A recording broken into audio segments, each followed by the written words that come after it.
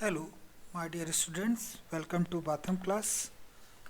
आज हम डिस्कस करने जा रहे हैं height and distance. Height and distance के पहले भी वीडियो हमने बनाए, 3 से 4 वीडियो बनाए जिसमें मैंने आपको बेसिक हाइट एंड डिस्टेंस के बारे में जानकारी दी। आज हम स्टार्ट करेंगे न्यूमेरिकल, जो कि एसएससी बोर्ड से रिलेटेड है। ये न्यूमेरिकल्स, और जैसा आप देख पा रहे हैं कि पहला क्वेश्चन दे रखा है, आइए इसे सॉल्व करते हैं। पहले क्वेश्चन में दिया हुआ है कि the electric pole is 10 metre high if it is shadow is 10√3 metre in length, find the elevation of the angle. तो क्वेश्चंस में आपको मैं पहले भी बता चुका हूँ, ज़्यादातर क्वेश्चंस में साइन, कॉस और टेन का ही यूज़ होता है। तो यहाँ पर आप देख सकते हैं इलेक्ट्रिक पोल 10 मीटर हाई है, तो सबसे पहले तो हम एक इलेक्ट्रिक पोल बनाएंगे।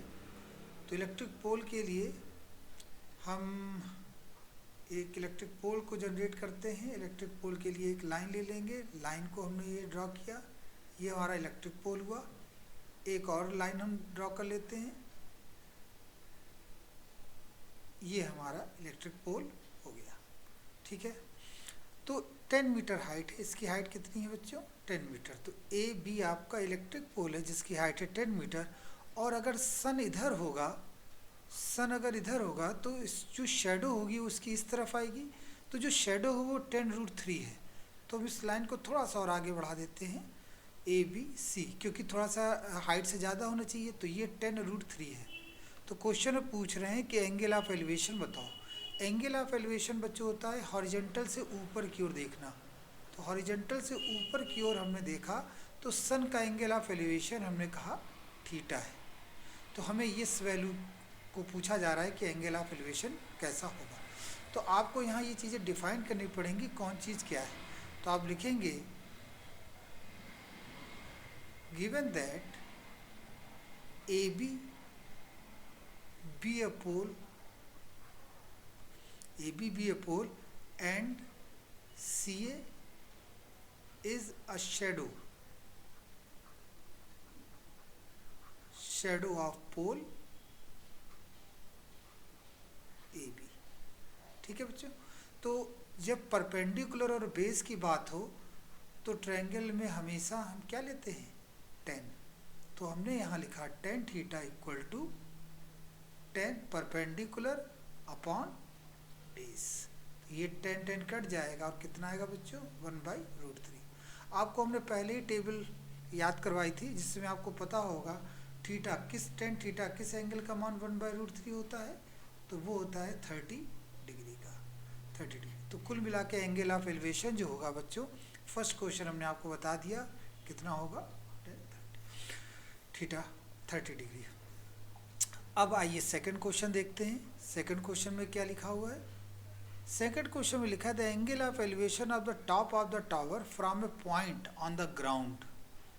देखिए, एक टॉप ऑफ द टावर है, from a point on the ground and at a distance of 150 metre from its foot is 30 degree, find the height of the tower. तो क्वेश्चन में एक टावर दी हुई है, तो आइए सबसे पहले टावर को ही बना लेते हैं।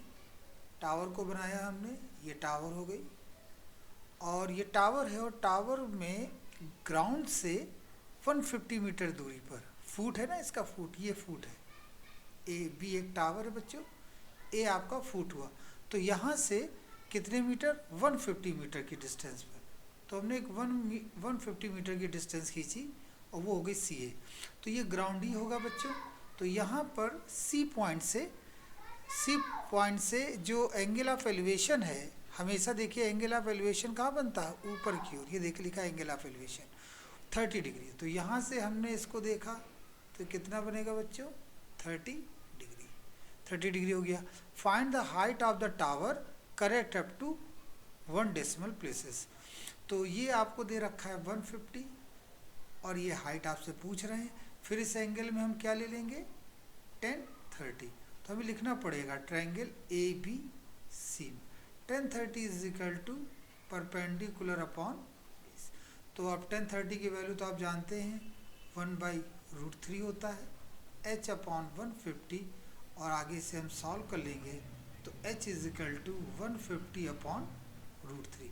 कभी भी बच्चों ध्यान रखिए अपॉन में √3 को नहीं लिखते हैं, इसलिए ऊपर नीचे √3 से हम मल्टीप्लाई और डिवाइड कर देंगे। तो उससे क्या होगा बच्चों, उससे 150√3/3 आ जाएगा और 3 यहाँ मल्टीप्लाई कर डिवाइड कर देंगे तो 50√3, और आप जानते हैं 50√3 1.732, इसको जैसे मल्टीप्लाई करेंगे जो निकलेगा वो आपका आंसर आ जाएगा, दैट बिकम्स मीटर। तो ये दोनों क्वेश्चन आप देख पा रहे होंगे, बहुत ही आसान क्वेश्चन है और इनमें दो बातें बहुत ध्यान रखनी होती है। हाइट एंड डिस्टेंस में दो बातें, सबसे पहले तो लैंग्वेज को आप पकड़िए, लैंग्वेज को आपको कैच करना आना चाहिए।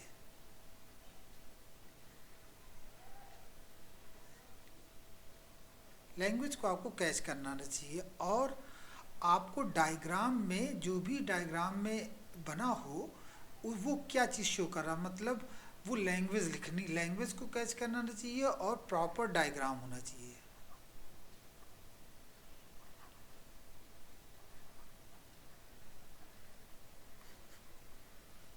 ठीक है, प्रॉपर डायग्राम होना। तो आई होप ये चीज़ आपको समझ में आई होगी। जो मैंने ये दो क्वेश्चन लिए, ये थर्ड क्वेश्चन भी आज अभी हम डिस्कस करते हैं। थर्ड क्वेश्चन भी अभी देख लेते हैं क्या है, क्वेश्चन में क्या कहा गया है।